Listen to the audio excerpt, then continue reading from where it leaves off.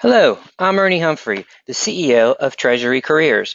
I'd like to thank everyone for taking the time to join us for our webinar today, Dynamic and Driver-Based Planning, the 2000 CFO Mandate.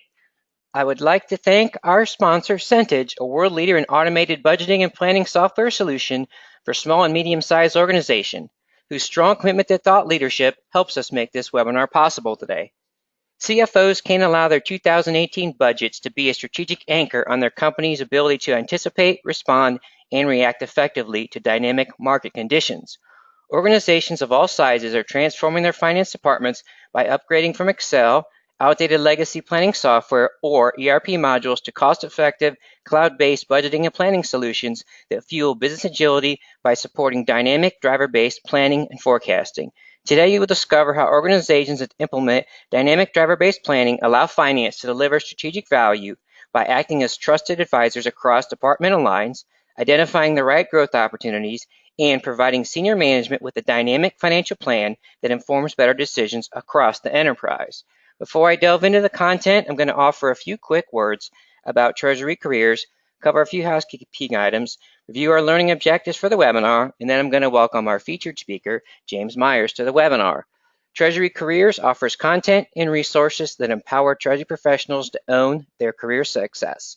Our sister company, TreasuryJobs.com, has several Treasury jobs listings.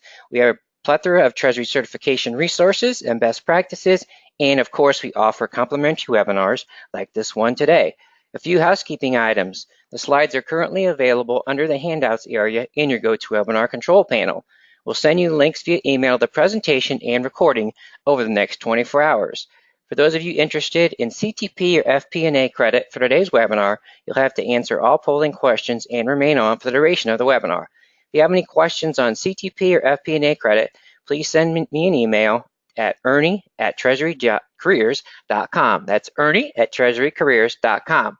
We'd like to hear from you, so please ask your questions at any time in the questions box of your GoToWebinar control panel. We'll do our best to get to your questions during the Q&A session at the tail end of the webinar. If we do not get to your question, fear not, we will follow up with you directly after the webinar. Finally, we appreciate your consideration in taking a short survey at the end of the webinar today, as we always strive to improve the ROI we offer our event attendees for their valuable time. I'd like to review our learning objectives as they represent our value proposition to you to taking your valuable time with us today. After the webinar, we'd like you to be able to understand the benefits to your organization in moving from a static to a dynamic budgeting and forecasting environment, understand specific data sources, types, and tactics companies are using to focus on the right customers and right products to deliver profitable growth, and understand the current technology landscape relative to cloud-based budgeting and financial planning solution. It is now my distinct pleasure to welcome James Myers to the webinar, who is going to deliver on the learning objectives I've just outlined for you. James is the founder and CEO of FP&A Strategy Consulting, a company focused on accelerating finance transformation. He is passionate about FP&A and has presented at various finance summits. He is a qualified chartered accountant and has held various finance and operation leadership roles in multinationals such as Dell and Nokia, and has clients such as Hewlett-Packard Enterprise. James, the floor is yours. Please take it away. Thanks, Ernie. It's really exciting to be here today. It's never been this exciting to be in finance. Things are changing all the time. Finance is moving away from the backward-looking finance function that it used to be, the back office function, and moving more to a front office function. So really looking at not only the future, but getting involved in understanding the business, the customers, the strategy, and really starting to drive the business forward. So we're moving from the idea of being just the scribes to more like into a soothsayer. The role of the CFO in the office of the CFO, is continuing to change. It's historically been a compliance-focused, looking at SOX, tax, close procedures, gap compliance, and also optimizing costs. So really being the guy that says no to spending anything. And this is really starting to pivot, and what we're seeing in 2018 and beyond is that finance is becoming more involved in sort of the customer-facing growth areas of the business, really trying to do scenario analysis and trying to figure out business case planning and things like that, as well as being strategic. understanding the market that the company is operating in, suggesting new opportunities, and predicting market change. And then the third area that we can kind of see the office of the CFO moving to is looking at, how do we become more disruptive as a company? So it's really focusing on not what's happened in the past, but really what's going to be happening next. So driven by a focus for both the short-term and long-term results, the Office of the CFO is also taking on a larger role of ensuring forecast accuracy as a key objective. So why do we do budgeting and forecasting? Very interesting. So I've just been reading a book, Startup Way by Eric Ries, and it's got a great piece of background on forecasting. So in 1921, GM almost ran out of cash. And the reason why they ran out of cash, it was not some stock market crash or any devastating catastrophe, but it was simply that they overbought inventory to the tune of several millions of dollars. And in 1921, several millions of dollars actually meant several millions of dollars. Along with a slump in the economy, they almost ran out of cash because their cash conversion cycle was completely disrupted. So Alfred Sloan, at the time, managed to save the company by taking some extreme emergency measures, and then dedicated a lot of his time to figuring out a new management principle that could prevent this type of problem from occurring. Eventually, he had a breakthrough discovery, and he called it the key to coordinated control of decentralized operations. And this is the foundation of the rigorous production estimation which he made each division manager do. So what they would do is they would get each division manager to precisely predict the amount of cars that they could sell in an ideal year. And then they worked with the internal targets and external macroeconomic factors. And the company would then produce a forecast of how many cars each division was responsible for. So if you think about it, 1921 was the first time that we know that forecasting has become what we know it today. Now, I don't think there's a huge amount of evolution that's happened over that period of time. So, we've been doing the same forecasting for almost 100 years now. And yet, we still see that we're struggling with accuracy of forecasting, and we continue to have challenges around how do we, the amount of time that is spent on forecasting, but also the value that we're getting out of forecasting. If we go to the next slide.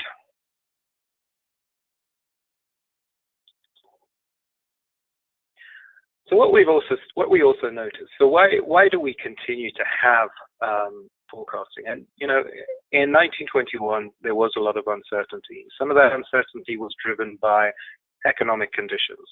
What I've also listed in here is some of the things that Eric Ries continues to expand on. Is not only uncertainty will continue. The challenges that we continue to have, uncertainty prevails no matter which era you live in. They just happen to be slightly different. So when we look in 2018, here are some of the ones that have been identified as kind of some of the real challenges and what are driving the uncertainty. We're looking at things like global expansion and competition, where we see, not only competition from the country that you're currently operating in, but competition from worldwide. Borders are being broken down with the internet so that people can trade across borders, and it's becoming incredibly easy to ship goods across the world. Software is eating the world. I think, we're seeing a huge amount of disruption that is happening in software. Automation, being able to replace people with software is a significant change in the world.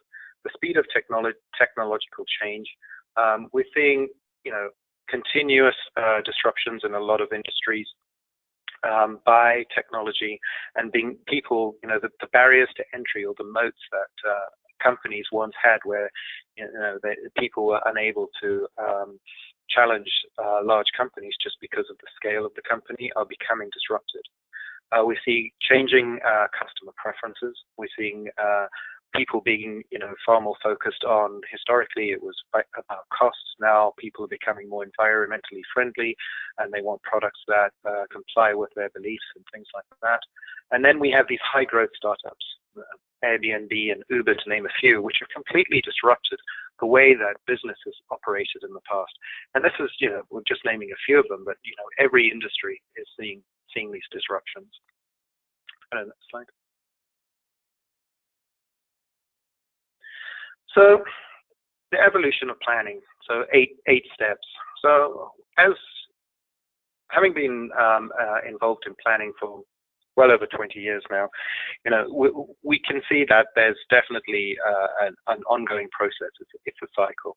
So what I've tried to do is I've tried to layer out each of the steps that we have to kind of work through.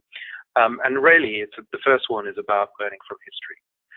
The second one, building your strategy, decoupling revenue, cost drivers, accountability, bottom-up views, and plans change and then learn. So these are kind of the steps, and you'll see that the learning phase is an ongoing process of forecasting. So go to the next slide. So before we jump into kind of the detail, we some of the research that we've conducted in the FP&A Survey 2017, we had 311 respondents. We did see that it gave us some real good insight into budgeting and forecasting. So if we just take budgeting as a first step, we can see that only 11% of companies spend less than 1 month on the budgeting process. Typically, the majority of companies, the 55%, spend between 1 and 3 months on planning and on budgeting, preparing a budget. Surprisingly, some companies will spend 3 to 6 months. Almost a quarter of the people, respondents, spend 3 to 6 months on the actual process of budgeting, and then 6% even beyond that. And there was a small percentage that don't spend any time. But you can see that a huge amount of the finance function is actually consumed with the process of budgeting. Forecasting on the other side, so typically budgeting is a process that happens once or twice or 3 times a year just to try and get a good iteration of the budget. And the way I like to kind of define the difference between budget and forecasting is budget is really about setting the yardstick of where you want to achieve, what you want to achieve for your company. The budget should be able to incorporate all the strategic initiatives that your company has. So if you think about your budget as a whole, and you think about how you want your business to perform, everything that you have in your strategy should be built into your budgeting process. So it is quite a big undertaking. The forecast on the other side, on the flip side of it, we can see that in the forecasting that the majority of companies will spend 3 to 4 days. But surprisingly, even companies are spending more than 5 days on a forecast. And really, when you start to get over 10 days, I think we're starting to get into an area of where it's really taking too long to spend on actually pulling the forecasting process together. But the ideal optimum looks like. Sorry, could you go back a slide? The optimum is really on that 3 to 4 days. When you think of forecasting, the idea behind forecasting is it's really a reflection of reality. When we think about what's in our forecast, it's really what is the business predicting they're going to do. So I see that there's a large distinction between what the budgeting process is, which is more an articulation of what the strategy is, and the forecast, which is an articulation of reality. The next slide. So, when we look at forecast frequency, I think, the majority of companies, either on a quarterly or a monthly basis, I think there's 10%, and sometimes companies do twice a month. So I think the majority of that 10% is made up of twice a month, and then weekly. So you can see that a lot of companies the majority of the companies look at a forecast on a monthly basis. But what was more surprising to me, and especially when we think about the fact that we've been forecasting and doing budgets and forecasting for almost 100 years now, is the low degree of forecast accuracy. So we see that over 43% or 43% of the respondents thought that they had their forecasting accuracy was okay, but needed to invest in improving them. So really, when we think about forecast accuracy, and I think this is also driven largely by the amount of uncertainty in the market, and we're seeing uncertainty across most businesses. There is this idea that we can continue to improve forecast accuracy.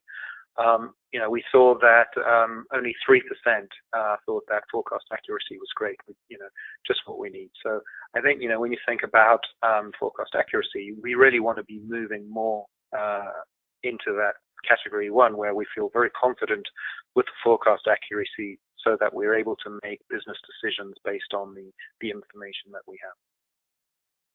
Next slide. So learning from history. Next slide. So when you think of the FP&A function, FP&A is made up of a number of touch points within the business. If you just go and build a slide, so we've got strategy, which is the first thing, business, and data. So the idea here is that strategy should be your starting point for pretty much everything when we start to think about FP&A. We then understand and consume that strategy, understanding it, and we articulate what is in the business by building out a plan. So this is kind of the budget that we are building. So we take what's in the strategy, we build out the plan, and then we give that to the business. Now, typically what would happen when we think about how do we drive value within the organization, there's also data.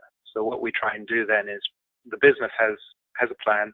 They have a whole bunch of data that that is out there, and we have business questions that are driven from the plan. These questions then get answered by going to the data, and when we get an answer to a question, that's generally the generation of insight. Now, typically what's happening is that what we don't see a lot of is when we take that insight and we have to feed that back into the strategy. This is where we really kind of see the value creation. So when we think about learning from history, the idea here is that FP&A should be an integral part in the strategy process. By taking some of the learnings that we've had over the past years, taking the insights that have been generated from those learnings, and then pushing those back into the strategy, will enable the business to really take a big advantage of those insights. Because once those insights are in the strategy, then those can be articulated back into the plan that then feed into the businesses, and then we go through the cycle again. So that's what we mean by learning from history. We'll go to the next slide. So just as an example, if we take targets, so we just build a slide. Keep going, and another one, 2 or 3. All right. So just to kind of give you an example of I used Target as an example, and there's an article that was written about Target, which I took a lot of details from. But to kind of give you an understanding of this, so in 2012, the strategy of Target, one of the strategies was to provide long-term value to guests. And to be able to do that, the business would ask who are the most loyal customers. And the answer that came back from a statistical point of view, parents-to-be are the most loyal customers. So what happened is that, I think this was in the early 2010, 2011, they did a lot of research on identifying parents-to-be, and they used big data and data analytics and things like that to really understand people's preferences. And they were able to predict within a 95% confidence interval what trimester a parent-to-be would be in. They then were, once they had identified those, they targeted those with coupons to hook them and get them in early, and then drive the value to those customers. And what we've seen throughout this thing, they were so successful. I think they grew their business from about 20 billion to 50 billion or 60 billion over the period. But they were so successful with all of that they ended up changing their strategy to take that insight into consideration. Where their strategy in 2015 was Target will create a more guest-centric experience. So you can see how the insight, once they'd figured out that actually they can become very focused on specific guests, how their strategy had changed, and how that fed into the strategy, and that the idea would be that would then go back into the planning process and drive behaviors within the business. Next slide. So building your strategy. So we talked a bit about strategy. Let's go to the next slide. My favorite book on strategy is Good Strategy, Bad Strategy. And I think this book helps to clearly articulate how strategy should be developed and communicated. So I think, it divides it into three basic steps. And the first step is diagnosis. So it's really about understanding your current company's challenges. What are the obstacles that your company is trying to overcome? The next one is the guiding principles on how to overcome those obstacles. So we look at the diagnosis and we say, this is the problem the company is facing. We then have guiding principles on how we're going to overcome those. So really getting kind of a broad brush view of how do we overcome those principles. And then the third step, which is kind of probably the more relevant for the finance community, is what are the coherent actions that the company is going to take within the guiding principles to overcome the challenges that the company sees before it. Once we can articulate these coherent actions, it makes it a lot easier to build this into a forecasting process. So if we feel that there's certain products that we need to focus on and made very strategic for the future of where we want to get to, then that should be reflected in the budget and the plan, so that the organization can understand not only the strategy, but also understand how that strategy is translated into the budget. So let's go to the next slide. So one of the challenges that we see is that, and this research may be slightly dated, it's 2005, done by the Harvard Business Review, but to be honest, I don't think that we're that far off at the moment. But the research showed that 95% of companies' employees are unaware of and do not understand its strategy.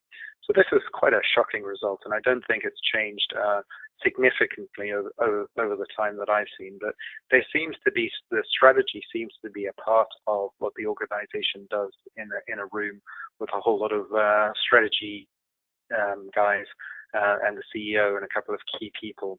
It doesn't seem to be part of what the organization's DNA, and it doesn't seem to be part of the planning DNA.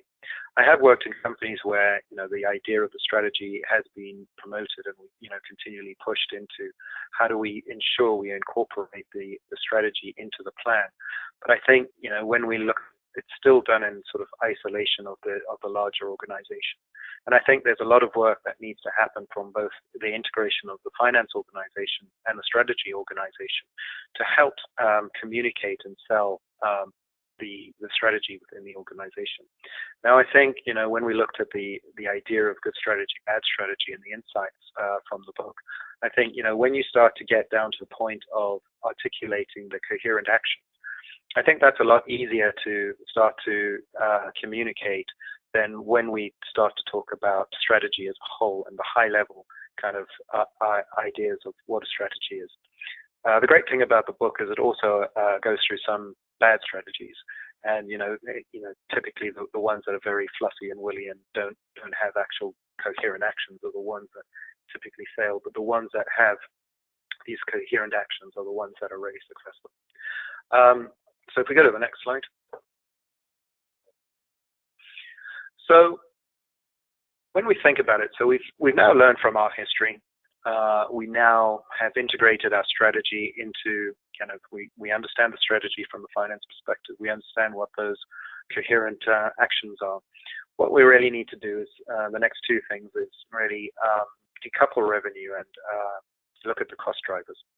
Now, what I'm going to do now is going to take you through a bit of a walk on all the different types of planning that we typically see and budgeting, just to kind of give you a bit of insight into that, and then we'll talk a bit about the decoupling of revenue. So if we start off with what is typical planning, so there's the bottom-up planning, which is planning and budgeting and forecasting, where we start at the bottom and we have an organization. In this case, our organization has 4 layers in it. Typically, we start at the bottom, and each of those smaller organizations would come up with a plan, revenue, costs, margin, and then also their cost envelope. They would then give that to the next organization, next level of organization. They would roll that up. They would have a look at what the bottom layer had forecasted. They take that number, they do some augmentation to it, they make some adjustments to it, depending on what they see, and then they continue to roll that up to the next layer and the next layer. So that's typically bottom-up planning, pretty straightforward. Top-down planning, slightly different in that what's happening is that the organization at the top are given targets, and then they have to push those targets down to the rest of the organization. So what we've seen in our research is that 16% of companies do bottom-up planning, while 14% of companies will do top-down planning. Where we see the majority of companies doing their planning is kind of the midway between the two. So typically what would happen is that there would be a bottom-up plan, it would get to the top, and then there would be a top-down plan that would be forced down to the bottom. And often what happens is there's a difference between the two plans. Typically the bottom-up plan is lower than the top-down plan. The challenge with that is that you have choices. You can either force people to take on more, or you can just put it into kind of a holding number that's put onto the side. So what are the advantages and disadvantages of this? So the bottom-up plan is a great way of building accountability. People feel accountable. They're the ones responsible for entering the number into the data, into the forecast. So they feel far more responsible for being able to forecast those numbers out. Whereas the top-down planning, the advantage of a top-down plan is, with a top-down plan, you are typically building out the strategy in there. So what's happening is that when you think about, we talked earlier about building up the strategy and understanding what your strategy is. If you typically do just a bottom-up plan, what you're doing is you're just getting what you did last year, or there might be a 5% increase in revenue, or increase in costs, or whatever. You're not really getting the insights of the strategy built into that. So really what you want to be able to do is use that combination of the two to build out a strategy build out a strategy that builds out your top level and and pushes that down, but also being able to make people accountable by building that up. So if we go to the next slide. So rolling forecasts, this is really where we start to decouple planning from budgeting, or forecasting from budgeting. Now, it's quite interesting because when a lot of the time, typically what happens is that everybody sets the budget and then they forecast on a monthly basis. But everybody wants the forecast to be agree to the budget. Unfortunately, that has no value because we have a budget. And remember, the budget is designed around the strategy. It's really a stake in the ground of how the company wants to focus its attention and its resources based on the strategy. Whereas the forecast is really about trying to understand what's really happening on the ground. Where are people focusing? Where are the deals coming in? And when we think about rolling forecasting, what we're trying to do here is we're trying to decouple from the budget. So the budget remains static. As you can see, it doesn't move, and there's a new budget that will be set for the following year. But the forecast moves based on the latest information. And typically this is a 12-month rolling forecast. So by the end of the first quarter, you've already started to look at the first quarter from next year. And where this helps management, and you have to think of the budget as, these are the targets, typically, where we want to go to, but the forecast is more a management tool for understanding, where the challenges are in the future. So typically what we're seeing is that 58% of companies are using rolling forecast. The rolling forecast has been around for a long time. I think it's become, there are a lot of people talking about it in recent years, but it has been around for a long time. But the idea here is really to kind of start to look at how do you start to continue to gain information even beyond the current year. And then 59% of companies feel that they need to improve forecast accuracy. So again, forecast accuracy and continuing to look at rolling forecast. So there's probably other methods that we can use. So if we go to the next slide.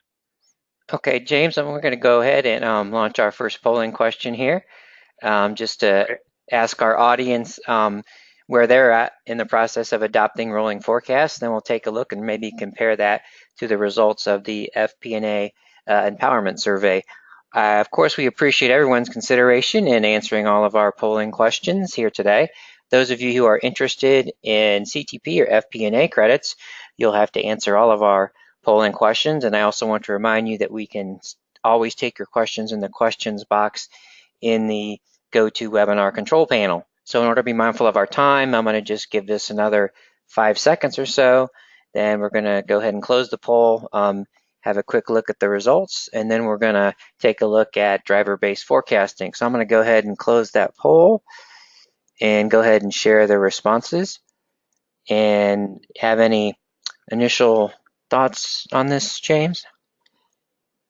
Yeah, so I think this looks pretty much the same as the results that we got. So we can see that the yes is there. We're looking at about 55%, and I think we had 58% on the previous slide. So I think this is pretty much in line with what we were expecting. So that's probably no surprise to me.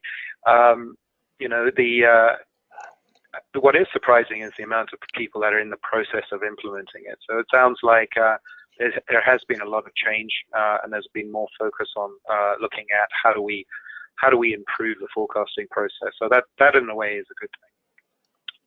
Okay. So let's talk about driver-based forecasting. So what is driver-based forecasting? So what we're trying to do here is we're trying to understand what are the drivers behind our forecast.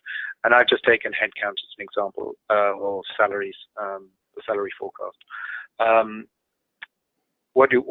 Typical driver-based is that we have a headcount forecast. We times it by an average salary, and we times it by foreign exchange. And there may be other drivers as well underlying each of those. And then we get what the forecast is. Now, the challenge, the question is why do driver-based forecast? So let's think about the traditional kind of forecast that we talked about, the bottoms-up and the top-down forecasts. If we're thinking about the bottoms-up forecasting, what we're struggling to understand there is kind of all the complexity of all the forecasting that's happening at the lower level. We're missing all of that. What we're doing is we're just getting the result.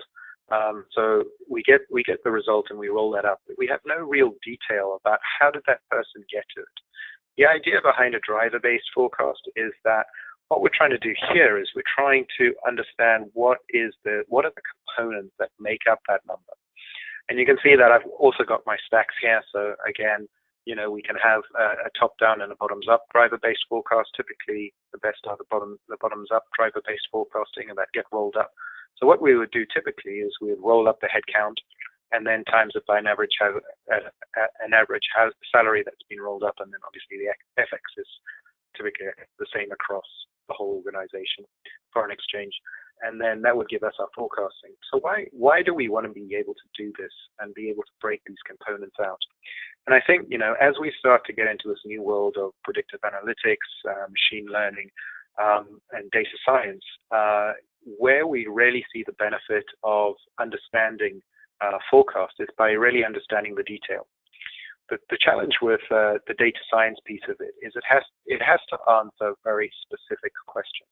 And those questions can be things like how many attritions, who in my organization is likely to leave the organization. What countries, what sort of salary levels, we've got tons of data that we can provide to understand, who's going to be leaving the company. That will ultimately drive my attrition rate, which effectively would be one of my drivers in my headcount forecasting. When we think about the traditional way of forecasting, we think about that all of that information is kind of hidden behind a lot of different calculations and a lot of estimates. So the idea being is that to apply data analytics or predictive analytics to that information is extremely difficult in the more traditional way of forecasting. So the idea here is that we can start to we can do what we call the bottoms up planning of headcount, average salary, and then forecasting. But we've got all the components that are making up the forecast in its total. And now we can start to apply some detailed analytics, predictive analytics to those numbers and start to see, what is the probability of our forecast and our headcount. So I actually ran this for an organization recently, and we discovered that when we ran just a very simple predictive analytics on the actual driver base, that their forecast was overinflated to the point where they would have to effectively make half their team redundant just to hit their forecast. And I think, suddenly their eyes were wide open to the fact that, just by getting the answer and not understanding how the calculation happens is a major challenge when it comes to being able to understand how good is your forecast. So, what we're saying is that we don't necessarily have to do this for every single item on the P&L or the forecast. However, there are critical areas where we really want to start to focus on this driver-based forecasting. Headcount is one area that I've been doing a lot of work on, but also sales, understanding opportunities, and doing predictive analytics on opportunity-based conversions and things like that is also kind of another area that we see a lot of work being done on. So let's jump to the next slide. So integrated planning, this is another buzzword that we kind of hear about a lot. And this is kind of an interesting one because it's grown up in the supply chain area. And the idea of integrated planning is that, traditional planning is done in a siloed organization. So, sales go off and they do their planning. Supply chain go off and do their planning. The operating OPEX costs are all done separately. And then what you end up with is a sales, the sales plan has gone down. Supply chain costs are overinflated because they didn't know what the sales were. And then OPEX remains flat. We continue to, or even grow the amount of salespeople, even though we know that the demand for the products are reducing. So again, moving to a more integrated planning solution is about really being able to integrate all of these components into one another. So the idea being is sales do their forecasting, and that feeds into supply chain, and that feeds, once we figure it out, once we have a shape of what our sales look like and our supply chain looks like, then we're able to do the cost envelope that's associated with those. So if we go to the next slide.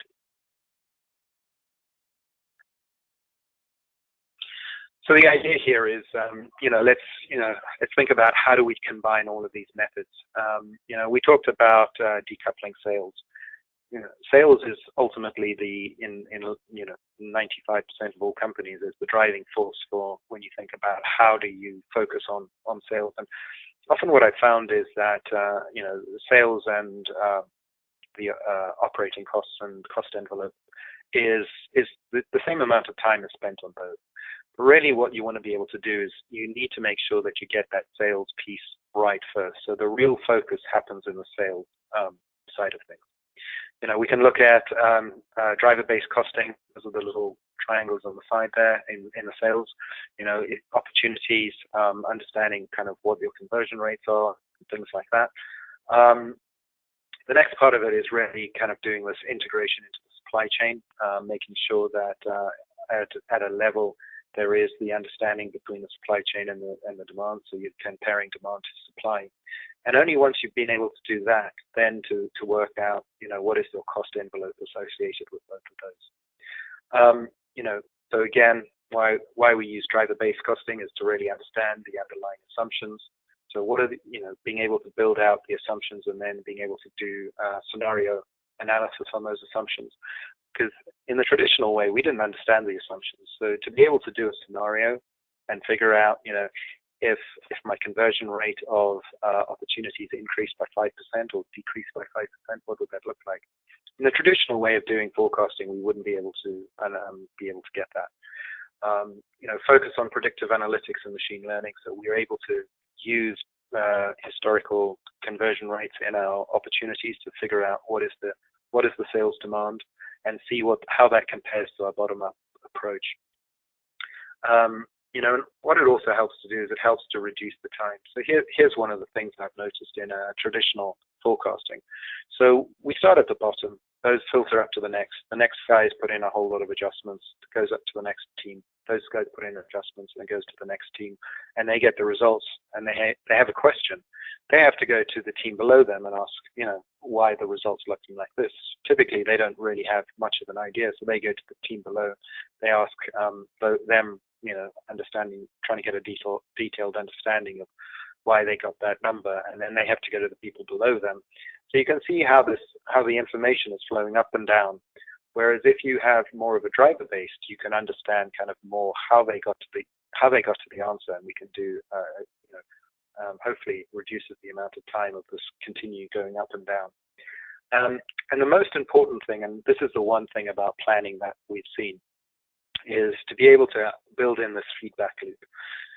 Being able to try and predict, the key thing is to, continue to see how accurate you're predicting.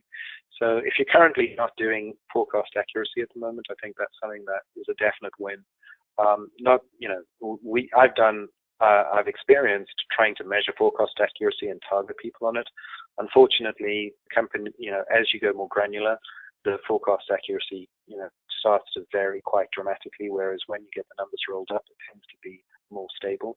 So typically, trying to target people is very difficult. But the real reason why we want to build out forecast accuracy and this idea of the feedback loop is to learn and to understand how accurate our forecast is, and then what are the things that are causing the deltas. Now, typically when we think about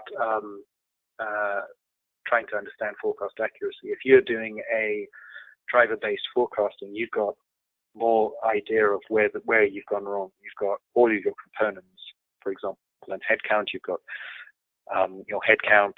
Was my headcount inaccurate? Was my average salary inaccurate? Was my foreign exchange inaccurate?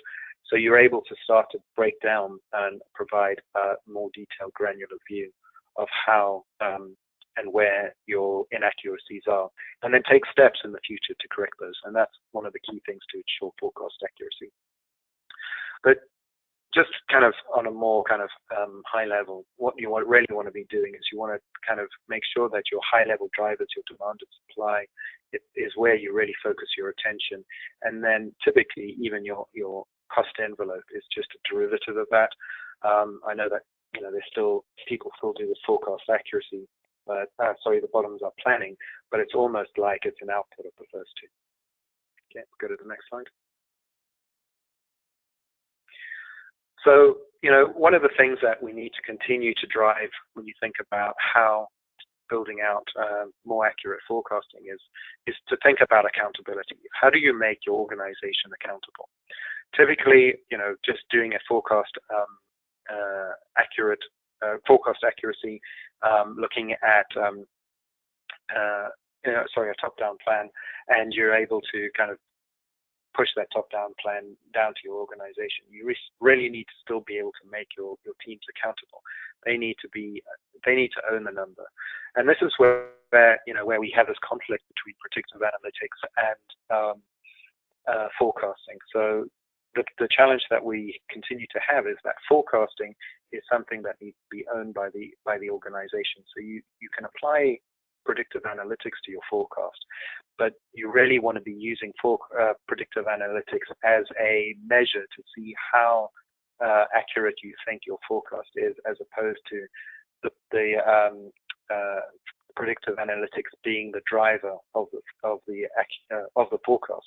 Because here's the challenge: if an organization misses their targets and it's been derived through predictive analytics, then the fault is on predictive analytics. It's not on the team. So really, you want to be able to build that accountability. Looking at bottoms up as well, making sure that you build your forecast bottoms up, and making sure that it's driver based, so that you can, from a bottoms up point of view, you understand all the components and you can do that feedback loop. And then plans change. So if your strategy changes and it's not the end of the year, then your budget will have to change, because your budget is effectively tied to your strategy, and your budget are tied together. So when your strategy changes, ideally your budget should change.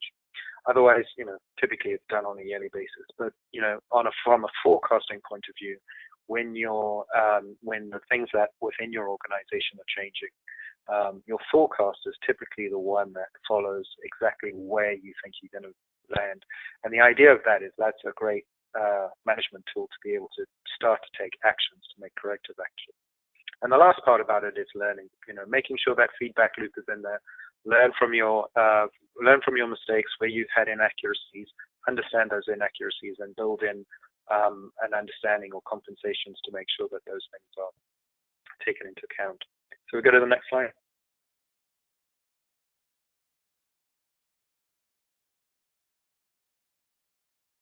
Right. So having the right data at the right time is critical for any forecast.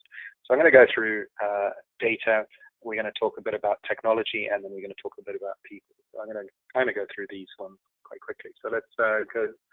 So the challenge with any type of analytics or forecasting and budgeting is that it's a balancing act.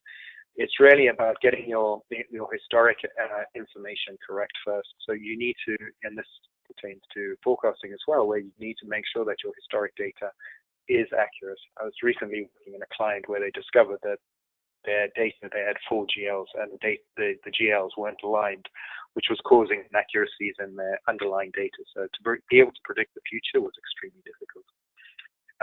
The next one is being able to kind of look into those future and be able to predict, what is happening, and being able, typically your forecasting. And then really it's about how do you build in all the uncertainty, economic conditions, being able to understand how do you optimize your strategy and things like that. So it's very important to be able to understand that, you need to make sure that you get your core underlying data right first, and then being able to forecast that out. So we go to the next slide.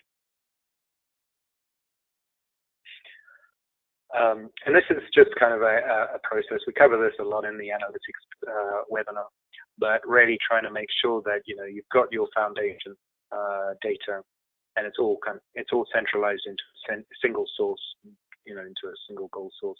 We need to make sure that the master data is accurate across the board on all sets of data, especially when you start to move into a driver base. This is probably the biggest challenge that any organization will have, is making sure that your headcount data is on the same hierarchy as your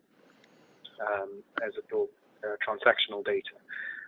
So a lot of work typically happens in this space.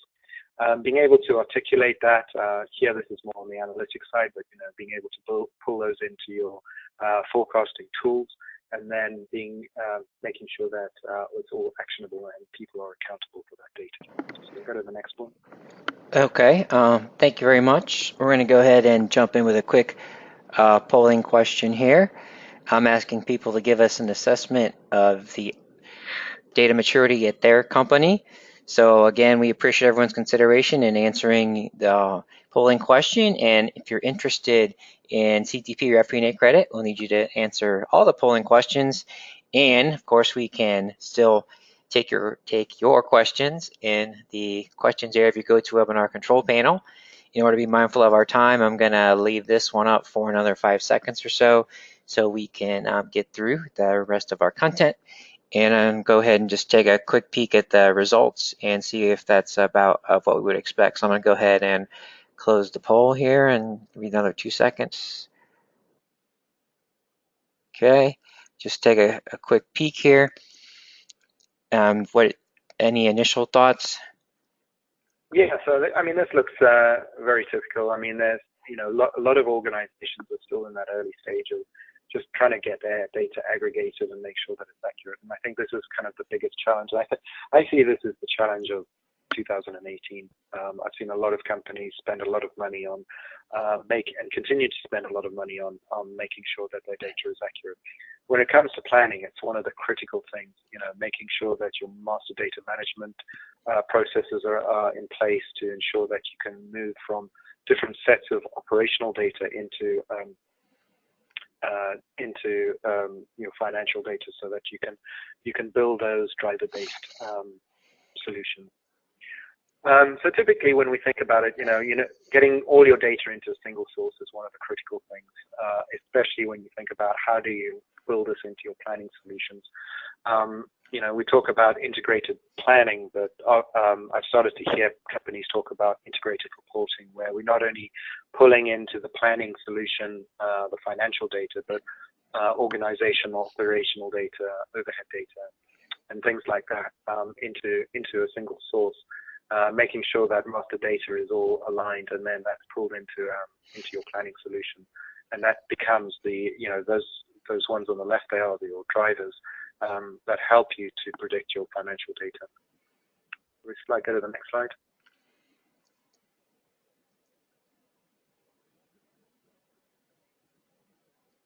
Probably next two.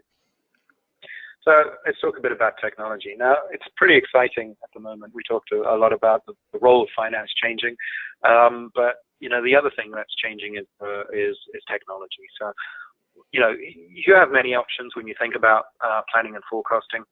Typically more forecasting, because that's one more regular cadence. But there's a couple of solutions that are out there. I'm just going to touch on a few. So there's the Excel solution, which I think everybody's familiar with. And actually, in the survey, I think this was 35% of companies are still using this solution for their forecasting. But it's easy to maintain. It's very low cost. The challenges are consolidating the data, collecting it all. It's prone to error. You have multiple emails, a lot of coordination is necessary, and you have security challenges. So if anybody were to send the model to somebody else who wasn't authorized to have it, or they had mistake, lost their computer or something, and somebody got hold of the Excel, they have access to all that information. So there's some security challenges. The next one, which is kind of a new one, I think, in the market. I mean, it's been around for a while, but I think this is the one that's probably the most interesting for kind of the small, medium-sized businesses. We're starting to see companies taking on a slightly different approach. So if you think about technology, there's two types of technology when it comes to forecasting it. It's purpose-built, and then there's when you think about, the company has actually built out a solution that will provide a planning thing. And then there's ad hoc, where you build it yourself pretty much. What we're seeing is that in this space, we're seeing that there are these sort of database/web interface solutions that are starting to appear. Where you basically have a SQL database, and you maintain all your data in here. You have an online interface, so that reduces your emails. You have integrated reporting, so you're getting direct feedback. So somebody enters some data in, it comes back to you quite quickly, and then it's highly customizable. So the challenge with a lot of forecasting and stuff like that is that you do see that everybody is different, and everybody has different challenges. So being able to build out a solution that fits your needs is critical. The challenge with this is it does require IT support set up, often building out the interface especially. You risk losing your data. The company is maintaining it in a SQL database. So if something goes wrong with that database, it could be a problem. And interface may be difficult to change. So once it's set up, it's often it can be difficult. There's the cloud purpose-built planning solutions. These ones are typically, we're also seeing a huge amount of activity in this area as well about these cloud-built forecasting solutions. These are great if you have standardized processes. They are low cost. It has interface that is online, so you don't have the email issues. Requires low IT. Everything's built for you, so it requires low IT and easy setup, all online, so you get this instant feedback. The challenge with some of these tools is that you do have this idea of limited customization. So if your process is slightly different to theirs, you have to follow their process because that's how it's built. And then there's, limited scenario modeling and capability. So typically what would happen is you would have to take your data offline and start to do your modeling offline, but sometimes not ideal. The third one is the cloud planning, now I call it modeling solutions. These are, the more robust solutions that are out there where you have a web interface. The back end is all in the cloud, so you don't maintain it, so it requires a low IT requirement. You have strong audit capabilities, so everything is documented and saved, so you have all of the information. But the challenge with that, the model maintenance requires expertise. And often with the ones that are in cloud memory, your data size has limitations. You can't just carry on adding data to it. It's not a big data solution. It's really a planning solution. And then you have your ERP solutions. These typically work in data batch uploads, but they are enterprise ready, meaning that they have detailed audit capabilities. Typically, they're the most expensive. They have high dependency on IT to support them. Development time is slow. So some of the ones above, you can get a product out in a couple of weeks, whereas these can take months. Limited or costly customization, and then limited scenario modeling. So you have a large variety. I don't think there's, it depends on what your size of your company, your requirements, and things like that, depending on which type of solution you would choose. We go to the next slide. So really, we're looking at teams as well. So let's, teams are changing quite radically. People are, some of the research done by Deloitte in 2015, companies are having a hard time finding candidates with strong analytics who can also produce reports that affect behavior, drive management decisions, that add value to the business, and who understand the business operations. When we think about, making sure that we get the right teams into the forecasting process, these are the teams that are, these are the people that are very empathetic. So when you think about the finance teams that are involved in the forecast, they really have to spend the time of understanding their customers. They need to understand the sales organization and really detail it. One of the things that we do need to make sure is that finance owns the process of forecasting, but it doesn't own the numbers. I've seen cases where finance have taken responsibility for the numbers, and of course, when you miss your target, who's responsible? Finance. So it's really finance owns the process and owns the tools, but the numbers are owned by the business. So it's really, sometimes it takes some very hard characters to be, in the forecasting team. But improving planning requires balance, and we'll just hit the build on the slide. We're really looking at making sure that we balance between technology, process, and people. We need to make sure that people are integrated into this. One of the worst things I've seen in the technology space is really putting in technology when you have a broken process, and it just kind of compounds the issue. So it's really about making sure that we balance between these things. So I think if we just flip to the next slide, so that's just kind of our 8 steps again. Just go to the next one. Next slide. So I just wanted to say thank you. If anybody wants to link in on LinkedIn, there's a couple of blogs up there. We do talk a bit about the planning side of things. We talk about analytics. So please feel free to join. And I'll just hand you back to Annie. Thank you very much, James, for your great content and insights. We had a lot of content to cover. So we're going to go ahead and address your questions directly after the webinar. I've gone ahead and launched our final polling question of the webinar. I would like to thank our speaker, James Myers, for his great content and his insights. I'd like to thank our sponsor, Centage. Again, we appreciate their strong commitment to thought leadership. Please note you'll have the opportunity to request to be connected with Centage and James via our webinar survey that I am going to go ahead and launch immediately at the end of the webinar. And finally, a big thank you to the audience for your valuable time. Make the rest of your day great, everyone. Thank you very much. Thanks, Ernie.